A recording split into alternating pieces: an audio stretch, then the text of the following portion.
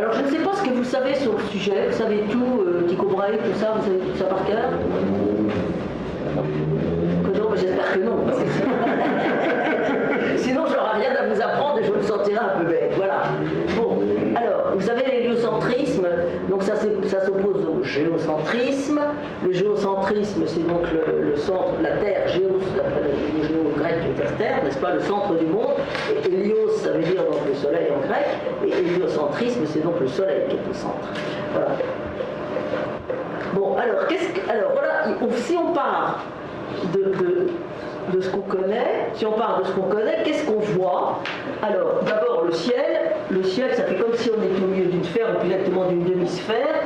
Quand on est là, voilà, le ciel est limité par l'horizon. Hein, l'horizon, et donc ça fait comme si on considère que la voûte céleste est comme une demi-sphère au-dessus de nous, et donc on voit les points, différents points. Alors là on met des coordonnées, mais c'est pas ces coordonnées là surtout que on va voir surtout en détail, voilà. Alors on voit plus de relief, plus de distance, mais seulement donc pour mesurer, on ne peut pas nous-mêmes à l'œil estimer les distances dans l'univers, on verra ça, c'est beaucoup plus compliqué. Qu'est-ce qui se passe?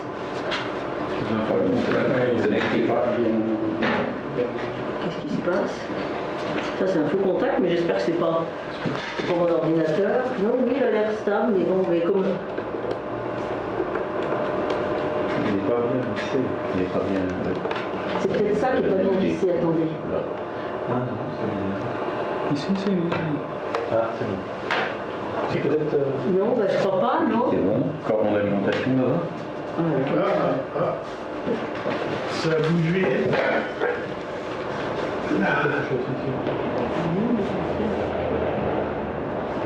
C'était passé la fois. Il a netté.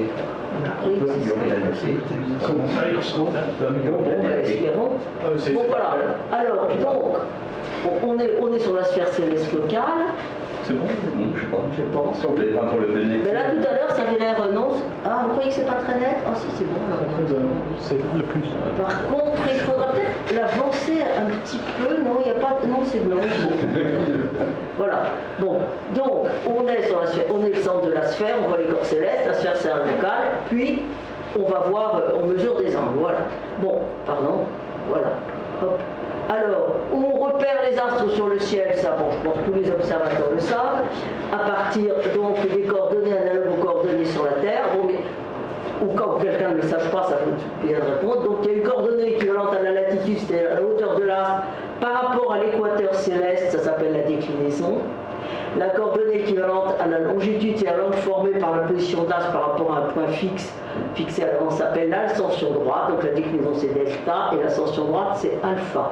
Alors pour la déclinaison, on utilise les angles, les unités d'angle habituelles, les degrés, les minutes et les secondes. Hein, avec donc il y a 360 degrés dans un cercle complet, 60 minutes par degré, 60 secondes par minute. Pardon. Pour l'ascension droite, on utilise d'autres unités, on utilise l'heure, donc une heure d'angle, ça fait 15 degrés, la minute, c'est une minute, ça fait donc 15 ça s'appelle comme ça, une minute d'heure, ça fait 15 minutes d'angle, et une seconde, ça fait 15 secondes d'angle. Alors on utilise les valeurs en cette unité-là, parce que quand on doit calculer où il faut poser l'instrument, ça correspond au décalage en une heure de l'étoile, de l'astre, de l'étoile. Donc quand il faut calculer l'angle par lequel il faut poser par rapport au méridien, bon, moi j'ai travaillé pendant des années et des années avec des instruments, même professionnels, il fallait faire ça, il fallait à chaque fois calculer l'angle horaire, c'est-à-dire la distance de l'astre au méridien. Et évidemment, c'était beaucoup plus commode de le faire avec des angles comme ça, sinon on aurait été obligé de faire sans arrêt des corrections. Sinon, on peut le faire simplement donc avec l'horloge qui est dans l'observatoire. Voilà. Alors, je ne sais pas s'il y a d'autres gens que les astronomes qui utilisent ces angles-là. C'est sert que pour les astronomes et que pour les ascensions droites. Voilà. Bon, alors, au cours de la journée, ce qu'on voit, donc, le soleil se lève du côté de l'est, monte dans le ciel du côté du sud, atteint son maximum et redescend et se coucher du côté de l'ouest. Bon, il se lève de plus en plus tôt, à partir du 21-22 décembre, se couche de plus en plus tard, le 21 juin, il se lève de plus en plus tard, se couchera de plus en plus tôt. Bon, c'est pas exactement, c'est pas tout à fait vrai, parce qu'il y a certains, bon, et ça, c'est grosso modo, c'est ça. Donc ça c'est le solstice d'été, l'autre c'est le solstice d'hiver. Donc quand en fait il se lève à l'est et se couche à l'ouest uniquement 2 fois par an pendant les équinoxes. Le reste du temps, ben là il se lève presque, mais en même temps maintenant on est près du solstice d'hiver, on va bientôt au solstice d'hiver, donc il se lève de plus en plus près du sud, et il se couchera de plus en plus près du sud, et puis l'hiver, l'été, il se lèvera de plus en plus près du nord et se couchera de plus en plus près du nord. Voilà. Puis si vous êtes un peu plus haut, à ce moment-là, vous aurez le soleil de minuit, qui à ce moment-là, contrairement à ce que disent les guides, ne se trouve pas à l'ouest, mais au nord. Voilà. Le soleil fait le tour complet, donc à minuit, il sera au nord. Mais les guides vous disent, pour voir le soleil de minuit, mettez-vous à l'ouest. Ben non. Il dit, en plus, mettez-vous évidemment à l'ouest. Bon, d'accord. Bon, alors, plus on descend dans le sud, plus le soleil monte haut dans le ciel, et puis quand il arrive, le moment où il arrive presque au zénith, là, où au moins une fois dans l'année il est au zénith, ben, c'est les tropiques. Voilà. Bon. Alors, dans l'hémisphère sud, le soleil se lève à l'est, tourne dans l'autre sens et se couche. Donc il est au nord. Hein. Ça fait très bizarre dans l'hémisphère sud de voir le soleil au nord. Alors pour calculer les places dans l'avion, si vous voulez du côté nord ou du côté sud, et que vous voulez avoir le soleil ou pas, moi déjà que rien que dans l'hémisphère nord je me perds, alors qu'en plus il y a l'hémisphère sud et le soleil qui va dans l'autre sens, alors j'ai renoncé. Je fais ça au hasard. Voilà. Bon, alors ça c'est le soleil. Dans la nuit, le plus simple c'est les étoiles qui tournent autour des étoiles polaires, hein, qui restent à peu près fixes dans le ciel. Certaines étoiles se voient toute la nuit, d'autres seulement à certaines périodes. Et quand on descend vers le sud, on voit de plus en plus d'étoiles. À l'équateur, au cours de la nuit, on peut voir toutes les étoiles du ciel défiler au cours de la nuit. À l'inverse, si vous êtes au pôle, vous ne voyez que les étoiles du nord, mais vous les voyez tout le temps. Et si vous êtes au pôle sud, vous n'avez que les étoiles du sud, mais vous les avez tout le temps. Voilà. Puis tous les cas intermédiaires entre les deux pôles, et puis à l'équateur, donc vous voyez la totalité du ciel qui se déroule, enfin vous voyez la totalité, disons que c'est pendant 12 heures, donc vous voyez la moitié du ciel. Voilà. Bon, alors la Lune maintenant, donc on voit différents aspects autour d'un cycle, elle se lève chaque jour plus tard que le jour précédent, elle monte de plus en plus haut dans le ciel au fur et à mesure qu'on descend, elle peut monter qu'on descend dans le sud, et la partie éclairée est toujours du côté du soleil. Donc si le soleil se couche et que vous avez la lune du soir, la lune sera comme ça, et pas comme ça, comme tout le monde la dessine comme ça, non, non. Quand vous avez la lune avec cette forme-là, en forme de C, c'est que ça sera une lune du matin. Donc vous la verrez beaucoup moins parce que généralement le matin on dort plus que le soir. Voilà. Mais c'est très étonnant à quel point les gens se trompent pour dessiner la lune, alors que c'est un truc que tout le monde peut voir, et je ne peux pas dire que c'est parce que les gens maintenant vivent dans les villes plus que etc. Parce que Flammarion raconte déjà ça dans ses livres, que les gens se trompent, les artistes se trompent quand ils dessinent la lune. C'est très curieux, c'est comme ça. Voilà. Bon, alors, donc ça c'est les principaux. Et alors dans le champ des étoiles, on a des astres qui ont un mouvement particulier, qui ne sont pas le mouvement d'ensemble des étoiles autour de l'étoile polaire. Hein. Tous les astres, donc ce qu'on appelle les astres errants, ce sont les planètes. Alors à l'œil nu, on voit donc Mercure, c'est pas très facile d'avoir Mercure sous nos latitudes, enfin ça, Vénus, Mars, Jupiter, Saturne. Bon. Alors ils se promènent dans la même région du ciel, qu'on appelle le zodiaque, et quelquefois, donc ils vont dans un certain sens, et puis quelquefois ils arrivent, qu'ils rebroussent chemin et se déplacent dans une autre direction. Alors il peut y avoir plusieurs raisons à ça, des choses, soit vous êtes à l'extérieur, comme par exemple Vénus qui est plus près du Soleil, on connaît déjà la solution, et donc si vous êtes à l'extérieur d'un circuit, vous voyez bien des gens de faire le circuit qui rebrousse chemin forcément à un moment, et dans l'autre cas, si c'est à l'extérieur, comme Mars, ça peut être le mouvement combiné des deux planètes font que par moment vous verrez le Mars rebrousser chemin et puis repartir dans une autre direction, c'est la rétrogradation. Voilà. Bon, alors ce qui nous paraît logique, donc nous sommes au centre du monde et le monde tourne autour de nous avec différents mouvements et vitesses. Donc, voilà, je ne sais pas si j'ai mis tout de suite là, voilà, le système d'Aristote, voilà, le système qui a prévalu pendant très très longtemps, hein, le système d'Aristote. Alors, je voulais vous dire, attendez, de quand est-ce qu'on sait que la Terre est ronde? Voilà, il faut que je dise ça. Je vais mettre les notes, je ne sais pas si je vais.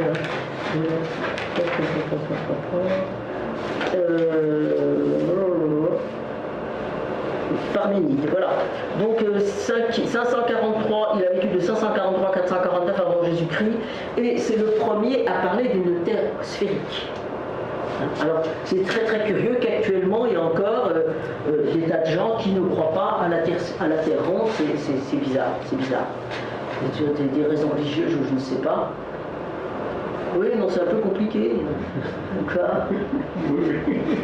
Je suis d'accord. Non, mais c'est curieux parce que ça fait quand même 2500 ans qu'on le sait, donc on arrive normalement. Non, puis en plus, il y a pas, pour ça, c'est vraiment une chose qui n'a jamais été remise en cause. Hein. Simplement, je ne sais pas si elle est plus ou moins aplatie, ça c'est autre chose. Enfin, bon, Ils sont actifs sur les réseaux sociaux. Je crois. Moi, ce que j'ai surtout vu, c'est bizarre, hein, c'est dans les prisons que j'ai vu ça. Alors, la Terre est plate puisque tous les avions passent au-dessus de l'Europe. Oui. Alors, bon, j'ai expliqué que quand j'avais été à Hawaï en partant de Los Angeles, je n'avais pas le souvenir d'être passé au-dessus de l'Europe. Celui qui m'a dit ça, il avait ignoré que de l'autre côté, là, il y a une petite marque qui s'appelle l'océan Pacifique. Ça, visiblement, c'était pas rentré dans son... C'est curieux. Hein. Puis alors, ce qui est rigolo, c'est que tous ces gens-là, bon, en raison, ils ne sont pas sur Internet, je veux dire, il y a des trucs modernes, etc. Et en même temps, c'est très très curieux.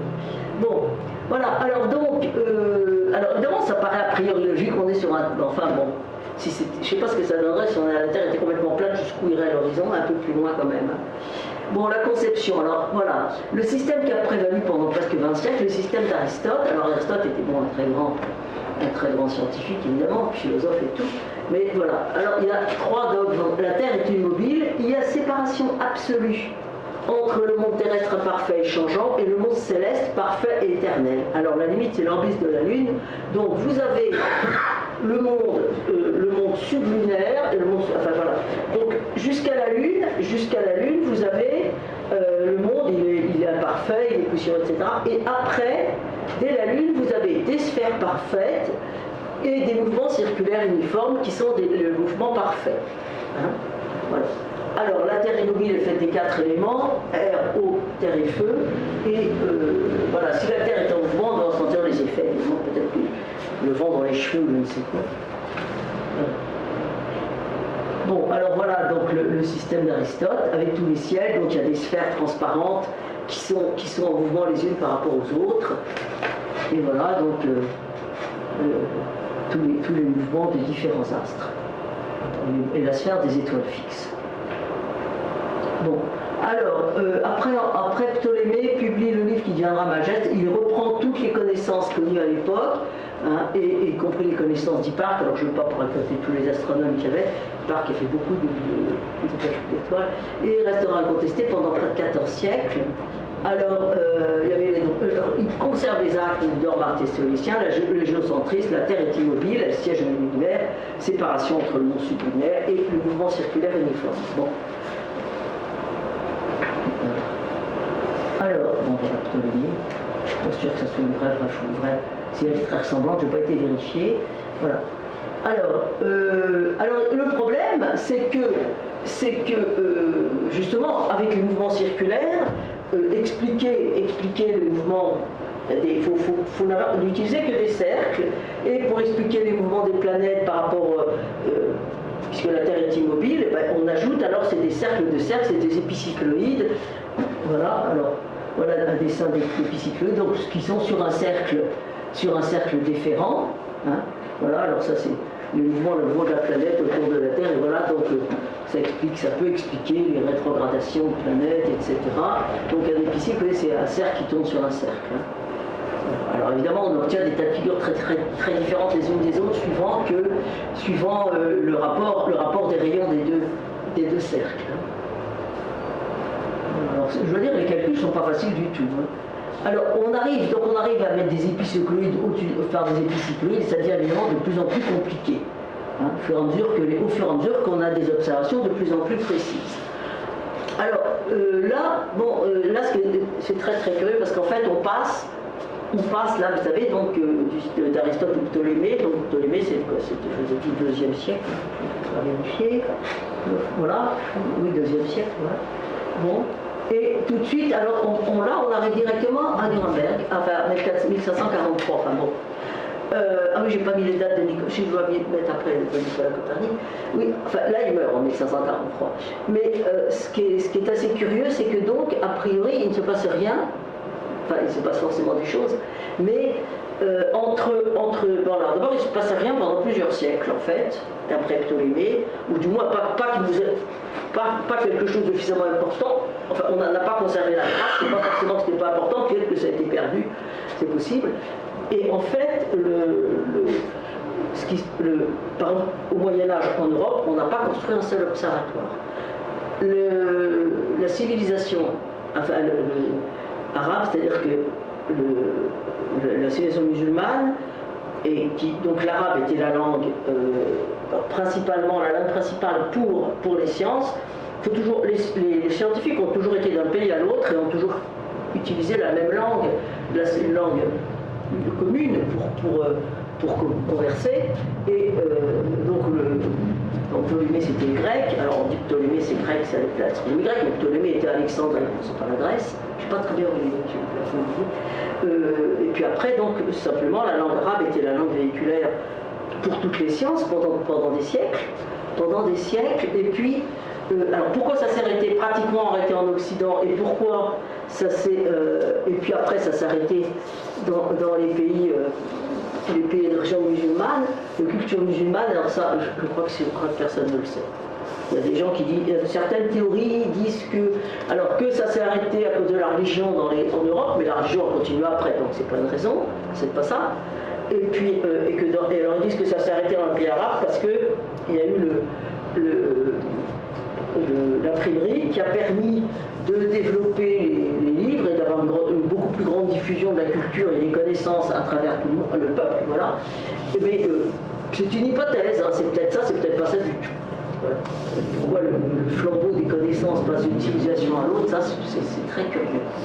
Voilà. Alors ce qui est un petit peu difficile, c'est que c'est rare quand on dit l'histoire de l'astronomie, c'est quand même des choses importantes et ça fait c'est un peu compliqué, c'est d'autres cultures, il faut en même temps connaître l'histoire parce que c'est évident que l'astronomie ne va pas se développer dans un pays qui est en guerre ou qui est extrêmement pauvre et tout ça.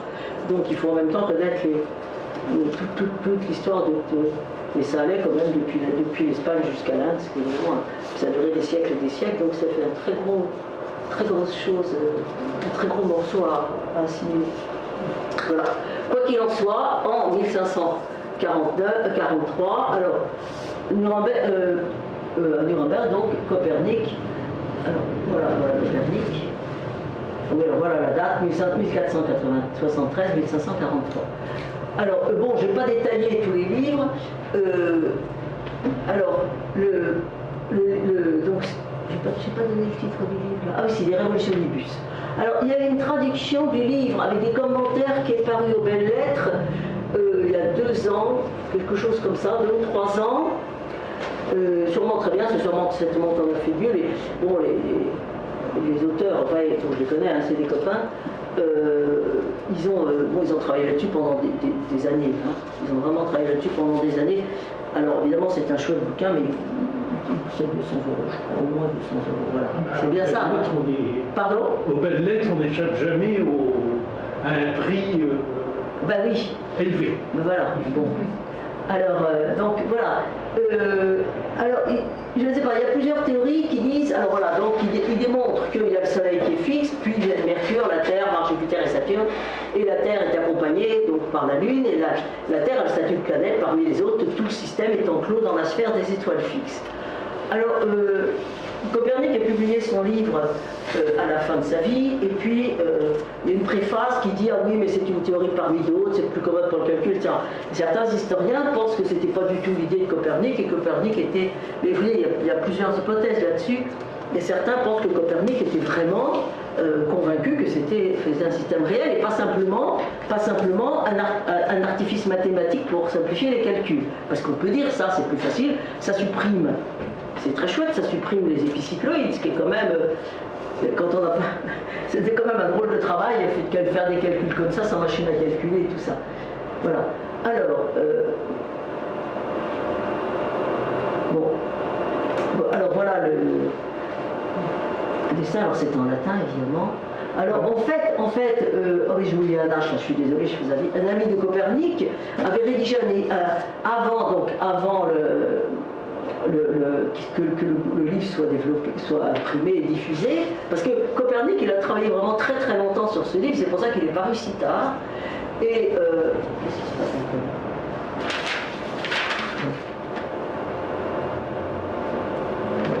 Et donc il a fait donc un exposé sommaire, donc la narration prima de Rhéticus en 1540.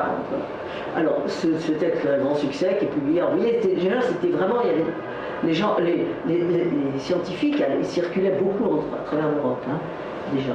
Bon, alors le monde scientifique est ainsi préparé, mais en fait, ce système s'oppose à notre impression, c'est-à-dire que pour nous, on voit le soleil qui se lève et il faut, parce que pour justifier, enfin autrement, il faut que la Terre, d'une part, tourne sur elle-même, et d'autre part, donc les deux mouvements de la Terre, et d'autre part, tournent autour du Soleil. Voilà. Et ça s'oppose au système. Alors, est-ce qu'il y a eu des prédécesseurs? Certains pensent que, voilà, Aristarque de Samos, mais on n'est même pas sûr, parce qu'on connaît cette théorie de deuxième main à partir d'un texte d'Archimède. Alors, est-ce que donc, il y a eu beaucoup d'influence. Moi, ce que je ne sais pas vraiment, si c'est Aristarque qui pensait que c'était une vraie hypothèse, ou simplement, tiens, qu'est-ce qui se passerait si on disait que, vous voyez, avec les méthodes que peuvent avoir les Grecs, d'essayer toutes les hypothèses possibles pour essayer de voir ce que ça pouvait donner, mais sans que pour autant ça soit une vérité scientifique, simplement un plaisir de discussion. Voilà. Bon. Alors voilà, Aristarque de Samos. Bon. Alors oui, alors les moins, c'est moins 310, moins 230 avant Jésus-Christ, voilà. Alors, est-ce que Copernic, alors là j'ai entendu des versions différentes. Il y en a qui considèrent, il y a des historiens qui considèrent que Copernic, ça c'est à l'heure actuelle, hein, c'est mes collègues en fait, que Copernic a une intuition fulgurante, enfin vraiment très très intelligente, et puis d'autres estiment que non, qu'il y a eu des prédécesseurs, voilà, des précurseurs et tout ça. Voilà. Bon, je ne vais pas me mêler de cette histoire-là, mais c'est vrai que ça met toutes les choses, ça change vraiment les choses. Alors parce que évidemment que Aristote était vraiment très, ça faisait des dizaines, bon, on a cru pendant 10 000 ans, 20 000 ans, alors bon, voilà, alors est arrivé, et un petit peu après quand même, bon, alors, il était astronome, et alors ce qui s'est passé, c'est que il a observé une supernova, hein, qui fait grande impression, voilà, et il explique qu'il n'a pas de parallaxe observable, donc il essaye de voir, par conséquent, elle se situe au-delà de la sphère de Saturne. Alors, d'après Aristote, le monde est immuable et incorruptible. Alors moi, il y a un truc que j'ai jamais très bien compris là-dessus, je dois vous dire, si vous pouvez m'expliquer, c'est que l'Église catholique était pour Aristote, mais c'était un univers parfait, qui ne bougeait pas et sans début ni fin. Et je n'ai pas compris comment ça s'oppose quand même à l'idée d'une genèse. C'est ça qui est bizarre. L'Église catholique défendait un homme qui s'oppose à l'idée de la genèse. C'est assez curieux. Parce que Genèse disait au troisième jour, il créa le ciel, oui, les étoiles. Oui. Donc, à partir du troisième jour, c'est immuable. Oui, mais ils ont l'air de dire que ça ne bouge pas. Oui, bon. Parce que n'oublions pas qu'à l'époque, on pensait que la pluie venait de trous dans la sphère principale. Oui, mais ça change rien. Ça change rien. Mais oui, ça peut être ça, parce que je sais qu'il y avait des problèmes avec les découvertes de Cuvier avec des animaux, des os correspondant à des animaux qui n'existaient plus, posaient le problème de comment c'est possible qu'il y ait des animaux qui aient disparu, puis comment Dieu, parce que s'ils ont disparu, c'est qu'ils n'étaient pas parfaits, et comment Dieu peut avoir créé des choses qui n'étaient pas parfaites. Il suffit de regarder certaines personnes pour savoir que Dieu crée des choses qui ne sont pas parfaites. Mais bon, voilà. Donc, donc voilà, enfin, c'est comme ça. Mais alors on s'aperçoit donc théoriquement, il ne peut rien se passer. Le monde au-delà de la Lune est parfait et immuable. Hein, et donc, mais simplement il y a une supernova. Bon, alors il a donc rempli l'observation, donc il écrit en latin au sujet d'une nouvelle étoile. Et à partir de ce moment-là, les étoiles variables, les étoiles ça, se sont appelées donc des novées, parce que c'est l'abréviation de Novae Stellae. Hein? Et maintenant, en fait, on sait que la nouvelle étoile de Tycho Brahe, c'est ce qu'on appelle maintenant des supernovae. Parce que, bon, évidemment, à partir du moment où on a observé beaucoup d'étoiles nouvelles, etc., on s'est rendu compte qu'il y en a qui étaient simplement des étoiles qu'on voit à certains moments, etc. Donc il y a les novae, et puis après, il y a les supernovae qui sont plus importantes et qui sont encore d'autres processus physiques. Et voilà, donc on sait que et on connaît les restes de la supernovae de Tycho Brahe. Voilà. Alors, je dois dire qu'il y a théoriquement, il y a une supernovae. Il y a une supernovae en moyenne tous les siècles dans notre galaxie, mais là, ça fait longtemps qu'on n'en a pas vu. Hein. Bon, alors, en plus, dans notre galaxie, bah oui, c'est bizarre, hein, on l'attend. Bon, la deuxième observation donc, de Tycho Brahe, c'est la comète. Alors, il montre, bon, elle est au-delà, il montre qu'elle est au-delà de la Lune. Hein, donc l'immuabilité des cercles des cieux supralunaires c'est pris en défaut. Voilà. Alors, c'est pas très facile. Alors, il invente un système. Alors, bon, alors il a fait un travail absolument énorme. Il a monté un observatoire dans l'île de Ranibor, avec évidemment l'appui du roi. Il a fait donc une équipe d'observateurs. Bon, et il a des observations absolument extraordinaires. Et il élabore un nouveau système. Alors, il élabore un nouveau système du monde qui est entre celui d'Aristote et entre celui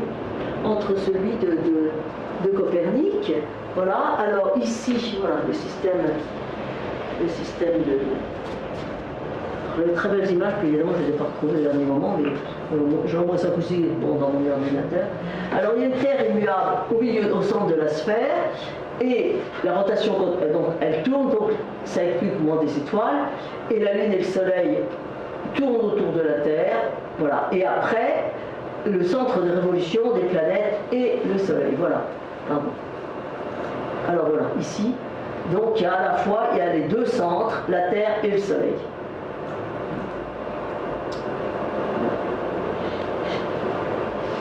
Bon, alors donc c'est un système intermédiaire. Voilà, alors Tycho Brahe meurt. Voilà, donc. Alors pendant très très longtemps, tous les atlas avaient la première page avec les systèmes du monde, avec tous les systèmes qui existaient, quelquefois aussi le système de Descartes, mais enfin il y avait le système d'Aristote, le système de Copernic, et puis le système de Tycho Brahe. Voilà, comme ça les gens pouvaient choisir. Bon, alors après, ce qui s'est passé, c'est que donc Kepler était l'assistant de Tycho Brahe, et à sa mort, il a disposé de la totalité des observations de Tycho Brahe, donc c'était un travail absolument énorme. Alors, il a établi les tables Rudolphine et a établi les 3 lois de Kepler. Voilà. Alors, en 1609, il publie les 2 premières lois d'Astronomia Nova, c'est-à-dire l'astronomie nouvelle. Voilà, les planètes décrivent des ellipses dont le Soleil occupe un des foyers, et la loi des airs, une planète balaie des airs égales en des temps égaux, dont la planète a un mouvement plus rapide quand elle est proche du Soleil que quand elle en est éloignée. Alors, ce qui est très important ici, c'est que là, non seulement le Soleil est au centre, mais en plus, c'est plus des cercles. Il s'est rendu compte en fait que Mars avait un mouvement qui était elliptique. Et après ça, donc il a vérifié que toutes les planètes avaient des mouvements elliptiques et que les planètes allaient plus vite quand elles étaient près du Soleil que quand elles étaient loin du Soleil. Voilà. Alors ça, c'est donc en 1609, voilà Kepler. Et puis la 3e loi, elle a publié dans l'ouvrage Harmonia Mundi. Pourquoi je l'ai mis en français, ça je ne sais pas, j'ai dû copier ça, mais c'est Harmonia Mundi. Hein. Donc les carrés des temps de révolution sont proportionnels au cube des moyennes distances des planètes au Soleil, voilà. Donc c'est le T2 sur A3, constante sur A3. Voilà. Alors, lui, donc, il n'a pas besoin des sphères, Alors, les trois lois de Kepler, en fait, c'est des cas particuliers, les lois de Newton. Alors, si vous voulez vous amuser, je sais que ça marche, on peut, à partir des lois de Newton, retrouver les trois lois de Kepler. Mais moi, j'ai jamais eu le courage de le faire, parce que voilà. Qu'est-ce qu'il y a? Non, mais c'est sûrement très amusant pour les gens qui aiment ça. Moi, bon, voilà. Non, mais c'est vrai, je sais que c'est un joli exercice. Bon, alors, 1609, c'est quand même une date extrêmement importante pour l'astronomie, parce que non seulement apparaissent les deux lois de Kepler, mais les deux premières lois de Kepler, mais pour la première fois, un instrument d'optique est pointé vers le ciel. Alors, Galilée, voilà, Galilée n'est pas l'inventeur de la lunette astronomique. Alors, on ne sait pas bien qui a inventé la lunette astronomique. On pense que c'est peut-être des verriers italiens, et puis ça a été mis au point par des Hollandais, et probablement qu'une des raisons pour lesquelles la lunette n'a pas été, on n'a pas dit tout de suite, etc. Moi je pense qu'une des raisons, c'est que ça servait pour la guerre. Ça servait pour aller observer les ennemis, donc celui qui avait le pays qui avait ça n'avait pas intérêt à faire de la publicité. Alors Galilée a dit que c'est lui qui avait inventé la lunette, ça c'est pas vrai. Il s'en est construit une, donc qui était très bien. Galilée était vraiment tout à fait extraordinaire, ça c'est sûr. Il avait quelquefois peut-être un petit peu tendance à s'approprier des choses qui n'étaient pas vraiment à lui. Hein. C'est vrai que c'est difficile parce qu'en fait, ce qu'il a fait là, ça a été extraordinaire en 1609. Alors, vous savez, quand justement en 2009, on a fait l'année mondiale de l'astronomie, et en partie, une des raisons était que pour les 400 ans de ça, et puis il y avait le 40 ans de la marche sur la Lune, etc. Enfin bon, il y avait des tas de raisons. Voilà. Mais ça, on sait que là, ces jours-là, il s'est vraiment ouvert une nouvelle ère pour l'astronomie. C'est très étonnant. C'est très étonnant à quel point ça se... Alors il a trouvé, alors il découvre un très grand nombre d'étoiles qui ne sont pas visibles à l'œil nu, donc la sphère des fixes, etc. Bon, ça devient beaucoup plus compliqué. Les catalogues d'étoiles deviennent évidemment beaucoup plus difficiles. Il découvre aussi que la Voie lactée est faite d'étoiles. Il découvre qu'il y a des montagnes sur la Lune. Et Jupiter a des satellites, le Soleil a des taches. Alors, les montagnes, entre autres, hein. Bon, alors les taches du Soleil, ça a été contesté, par d'autres, hein, des Anglais, des Allemands, etc.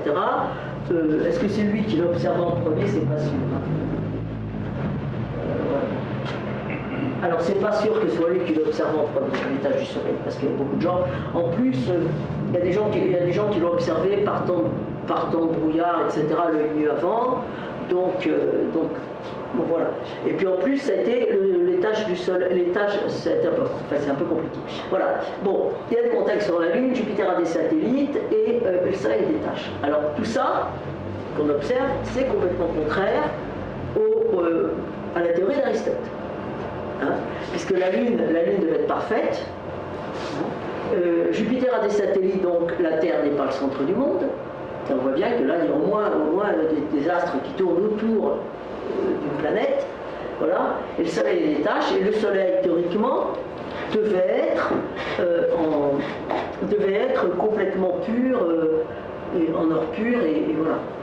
Et alors d'autant plus que pour le Soleil, c'est encore plus compliqué, parce que il y a un psaume qui dit que Dieu a créé son tabernacle dans le Soleil, psaume 19, voilà.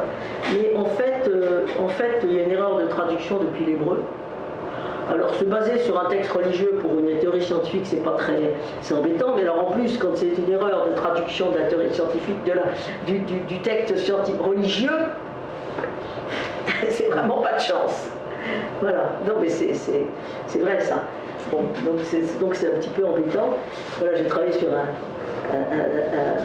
astronome de Sarlat qui avait beaucoup travaillé, beaucoup observé les tâches du Soleil, et alors vraiment de façon très très scientifique, au moment de l'interprétation, il dit mais c'est pas possible. Et il cite une phrase en latin, puis j'ai été chercher la phrase latine et je me suis rendu compte, en comparant d'autres traductions, qu'il y avait une erreur, que c'est pas ça. Voilà. Alors ils ont retraduit après, c'est dans la Vulgate, mais la Vulgate est quand même le livre qui a probablement été diffusé le plus au monde. C'est le premier bouquin, le premier livre imprimé, donc c'est un livre important dans la civilisation occidentale, quoi qu'on dise, enfin, quel que soit le côté par lequel on le prend. Mais alors évidemment, c'est un petit peu... Voilà. Bon, alors, il y a des montagnes sur la Lune. Alors ça, c'est pareil, la Lune n'est pas... Et puis Jupiter, des satellites. Alors, c'est très amusant. Alors, bon, alors Galilée a écrit un livre, alors Galilée, voilà, le Sidereus Nuncius, le berger des étoiles, hein, et là, c'est très étonnant parce qu'il est paru extrêmement vite. Les premières observations dataient de 1609, 1610, et vous voyez, il est paru en 1610. Et non, c'est fou. Alors, il y a les bouquins, il existe un certain nombre à travers le monde, hein, et dans l'édition originale, et les plus chers, les plus précieux, etc., c'est qu'il y en a qui n'ont pas plu à Galilée parce qu'il y avait des erreurs je ne sais plus, c'était typographique ou je ne sais pas, donc il les a refusés. Alors ceux-là sont encore plus chers que les autres. Et le livre comment ça s'appelle là, le livre de Kepler, non pas de Kepler,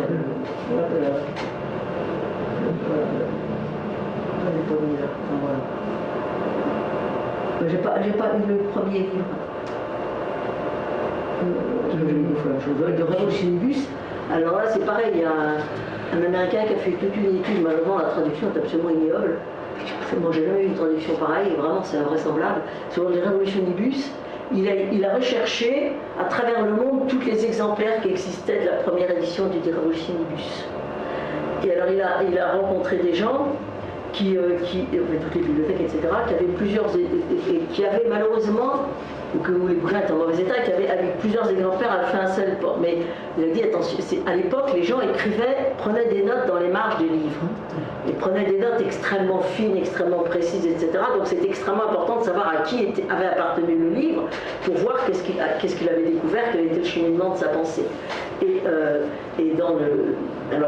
lui, il a expliqué qu'il ne fallait surtout pas mélanger même deux livres incomplets pour en faire un complet, parce que du point de vue historique, c'est très embêtant. C'est très embêtant. Et le livre s'appelle le livre, parce que certains m'ont dit personne n'a lu ce livre, il s'appelle le livre que nul n'a lu, et c'est tout. Mais si vous voulez lire, lisez-le en anglais, parce que vraiment la traduction française, vous verrez que les erreurs, c'est pas possible. Elle est vraiment abjecte. J'ai jamais vu une traduction pareille. Voilà. Bon.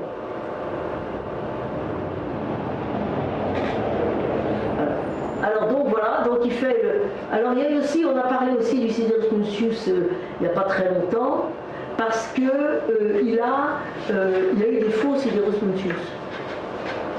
Il y a eu des faux Sidereus Nuncius, donc on en a parlé là, donc voilà.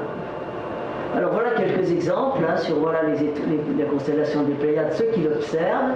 Alors, pour voir les Pléiades à l'œil nu, il y a des gens qui voient des étoiles dans les Pléiades, sont capables de le dessiner, moi je ne... Bon. J'ai des collègues qui voient... Alors, vous voyez, lui, il voit plus d'étoiles qu'avant. Et ça, voilà les satellites de Jupiter.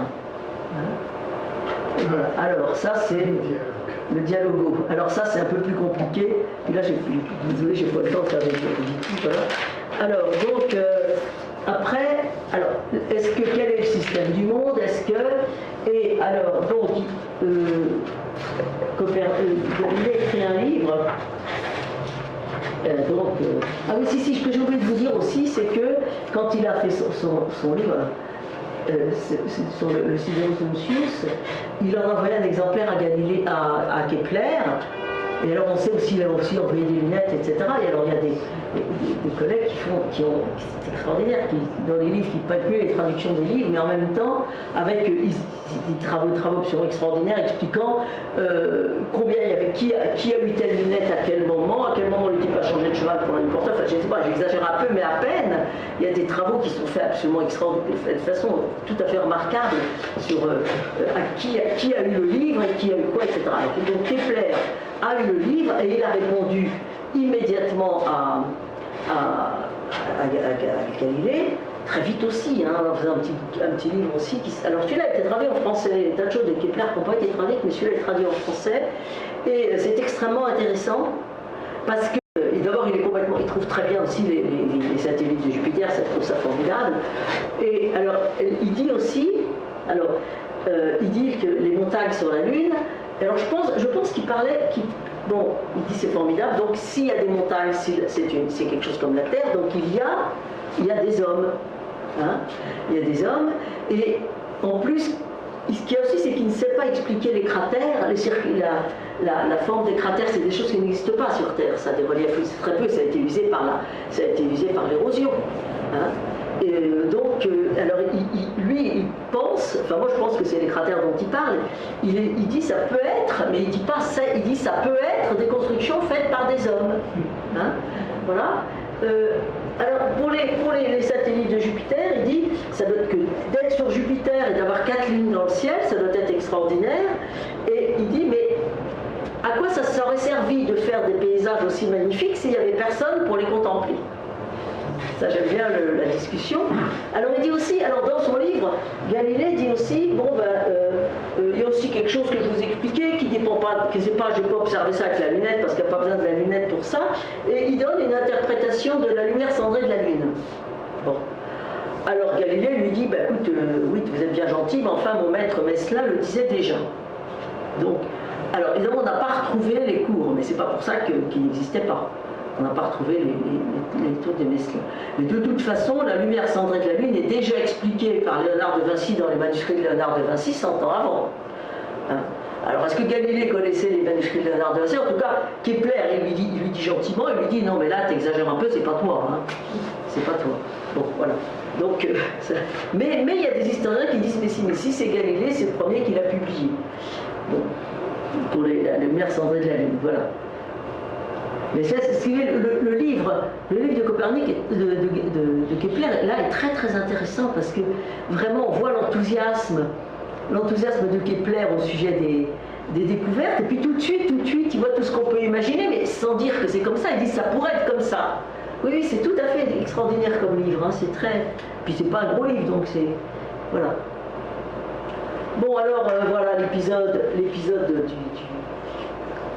du procès de Galilée. Alors en fait, Galilée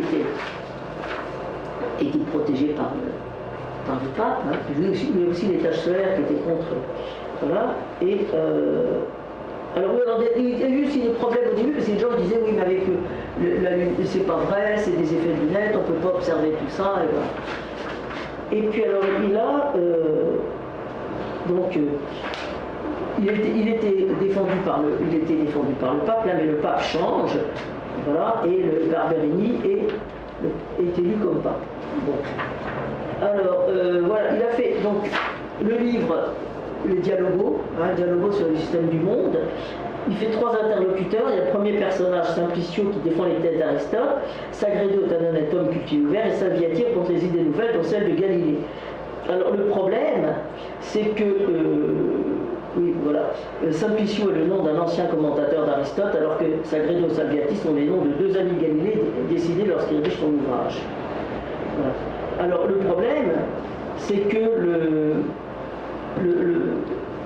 celui qui défendait le point d'Aristote, il apparaissait un peu bête, quoi. Voilà. Alors c'est quand même très embêtant. Et donc voilà, Galilée a été donc il y a eu tout un procès et Galilée a été interdit de publier. Bon, il n'a pas été en prison, il a été assigné à résidence dans sa maison de campagne. Hein, sa fille s'est faite religieuse. Voilà, donc il y a tout. Alors le procès de Galilée a été traduit par une équipe d'historiens de l'Observatoire. Alors le procès, bon, c'est extrêmement intéressant, hein, c'est très intéressant de voir comment Galilée explique qu'il y a la science d'un côté et la religion de l'autre, hein, que c'est pas la religion de dicter la science. Et alors c'est comme les procès en Italie à l'époque, les questions étaient posées en latin et les gens répondaient en italien. Alors, oui, alors ce qui se passe après, donc le procès de Galilée, c'est 1633. Hein, et les choses vont très très vite, parce que, donc, on sait que la Terre n'est pas au centre, il y a le Soleil au centre, etc. Donc, si la Terre se déplace autour du Soleil, on pense qu'on va pouvoir mesurer la distance des étoiles proches avec la méthode des parallaxes quand la Terre se déplace, hein, par les étoiles les plus proches par rapport aux étoiles les plus lointaines, et puis on n'y arrive pas. Donc les étoiles sont plus loin que ce qu'on pense, donc plus brillantes que ce qu'on pense, donc ce sont des soleils. Hein.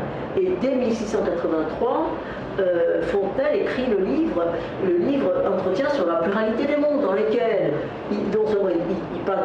part du principe que les étoiles sont des soleils, mais qu'elles ont des systèmes de planètes. Hein? Alors, c'est extrêmement étonnant à quelle vitesse ça a été.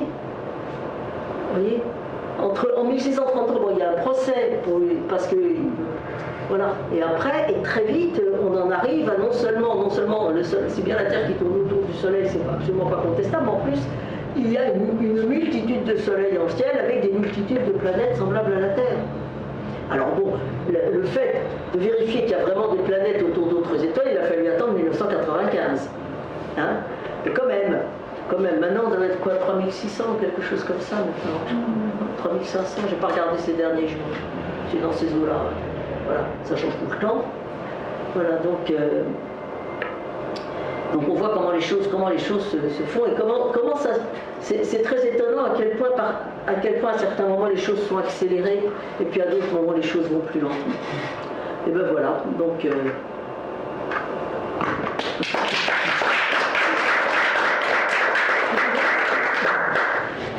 Est-ce qu'il y a des questions? Non? Oui, vous arrêtez s'il vous plaît.